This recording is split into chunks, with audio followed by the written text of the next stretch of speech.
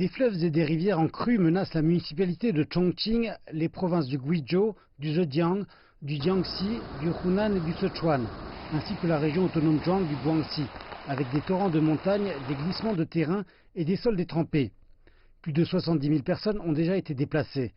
Dans l'un des villages les plus touchés, à Henyang, dans la province du Hunan, la situation demeure des plus critiques. Pour ce que nous savons pour le moment, on a relevé jusqu'à présent 1 mort et 2 disparus, et la pluie a déjà tout envahi. Mais hier, il s'est aussi produit d'importantes ruptures de barrages, l'une de 150 mètres de long et l'autre de 30 mètres. C'est l'une des raisons importantes pour lesquelles tant de villages, environ 200, sont totalement inondés et au moins 400 maisons ont été endommagées. En venant ici, dans ce très petit village, à mi-chemin, nous avons vu des personnes assises sur le toit de leur maison parce que le terrain est complètement inondé.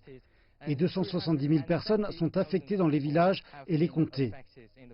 Comparé aux lourdes pluies de 2017, cette année, en raison des ruptures de barrages, la situation est plus grave. Elle est en fait aussi grave qu'en 1994. Selon les autorités locales, il faut habituellement 3 jours pour que l'eau de pluie commence à se résorber. Mais cette fois-ci, cela devrait prendre 10 jours, parce que cette année, la province centrale du Hunan connaît davantage de précipitations. De nombreux défis attendent les équipes de secouristes. D'une part, il leur est très difficile d'accéder au village.